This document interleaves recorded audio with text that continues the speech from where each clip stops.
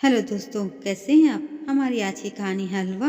अगर ये कहानी आपको पसंद आए तो प्लीज़ इस वीडियो को लाइक, शेयर और सब्सक्राइब जरूर करिएगा। चलिए जानते हैं इस कहानी के बारे में। विनीत एक सरकारी दफ्तर में काम करता था। उसे बहुत कम तनख्वाह मिलती थी। विनीत की पत्नी नैना बहुत तेज थी। वह अपनी सास विमला जी को पसंद नहीं करती थी। एक दिन विनीत घर आया तो उसकी माँ विमला जी ने उसे हलवा खाने को दिया। विनीत ने बोला, माँ यह तो बहुत अच्छा हलवा बना है। आज क्या बात है, आपने हलवा कैसे बना लिया। बेटा, बहुत दिनों से ठाकुर जी को हलवे का भोग नहीं लगाया था, इसलिए आज मैंने हलवा बना लिया। तुझे पसंद भी है ना यह हलवा। हाँ माँ, मेरा भी मन करता है रोज आपके हाथ का हलवा खाने का। तभी नैना वहाँ आ जाती है और बोलती है, माँ जी आपको पता भी है देसी घी कितना महंगा है और आप हलवा बनाकर दावत कर रही हैं। पूरे महीने हम कैसे खर्च चलाते हैं यह आपको पता है। विमला जी कहती हैं, लेकिन मैंने तो बहुत दिनों बाद हलवा बनाया है। विनीत बोला, कोई बात नहीं नैना, कभी कभी तो हलवा बनाना भी चाहिए। और फिर यह तो प्रसाद है, तुम भी खा लो।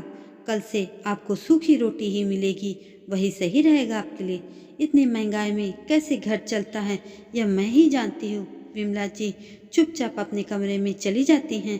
कुछ दिन बाद विमला जी विनीत से कहती हैं, बेटा जब तेरी नौकरी लगने की बात चल रही थी तब मैंने ठाकुर जी से कहा था कि अगर मेरे बेटे की नौकरी लग गई तो हम सब लोग आपके दर्शन के लिए वृंदावन जाएंगे।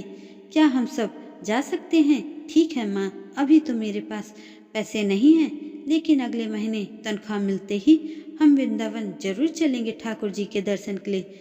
अगले महीने विमला जी विनीत को फिर याद दिलाती हैं, लेकिन वह टाल देता है। तीसरे महीने विमला जी विनीत से बात करती हैं, बेटा तू साफ साफ बता दे, तू वृंदावन जाएगा या नहीं। तभी नैना ने बोला, माँ जी आपको दिखाई नहीं देता, हमारे पास पैसे नहीं हैं, कहाँ से जाएंगे वृंदावन, इसीलिए ये हर महीने आपको टाल देते हैं। विमला जी ने कहा, इसी महीने तुम दोनों किसी दूसरे की शादी में जाने के नाम पर कितने पैसे खर्च कर दिए थे, तुम्हें कुछ याद भी है। और ठाकुर जी के दर्शन के लिए पैसे नहीं है तुम लोग के पास, रहने दे, अगले महीने मैं अकेले ही चली जाऊंगी।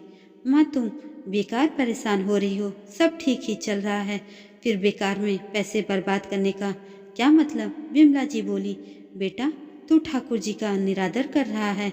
बेटा ये अच्छी बात नहीं है, एक बार उनके दर्शन करके देख, तेरा जीवन बदल जाएगा। माँ आपकी बेकार की बातों का मेरे पास कोई जवाब नहीं है, साफ साफ सुन लो, मैं कहीं नहीं जाऊंगा। यह सुनकर विमला जी को बहुत दुख होता है। वे अपने बचाए हुए पैसों को इकट्ठा करने लगती हैं, जिससे वे अगले महीने वृंदावन जा सकें। अगले महीने विमला जी वृंदावन जाने की तैयारी करती हैं। तभी विनीत और नैना उनके पास आते हैं और कहते हैं, माँ कहाँ जा रही हो। मैं वृंदावन जा रही हूँ, तुझे चलना है तो चल। तभी नैना ने कहा, वह तो ठीक है माँ जी, लेकिन आपके पास इतना पैसा कहाँ से आया, लगता है घर खर्च में से बचा लिया होगा। बहू तू मुझ पर चोरी का इल्जाम लगा रही है, ये पैसे तो मेरे पति की कमाई के हैं, उनके समय में बचाए थे। विमला जी दुखी होकर वहाँ से चली जाती हैं और वृंदावन में ठाकुर जी के दर्शन करने के बाद वहीं एक आश्रम में रहने लगती हैं। उनका मन अब उस घर में जाने का नहीं था जहाँ उन पर चोरी का इल्जाम लगाया गया था। एक दिन विनीत और नैना उन्हें ढूंढते हुए आते हैं। तब विमला जी कहती हैं, अब तुम दोनों यहाँ क्या लेने आए हो, मैंने तुम्हारे घर से कुछ भी नहीं चुराया। विनीत बोला, माँ हमें माफ़ कर दो, आपके जाने के बाद मेरी नौकरी भी चली गई, अब तो हमारे पास न घर बचा न ही पैसे।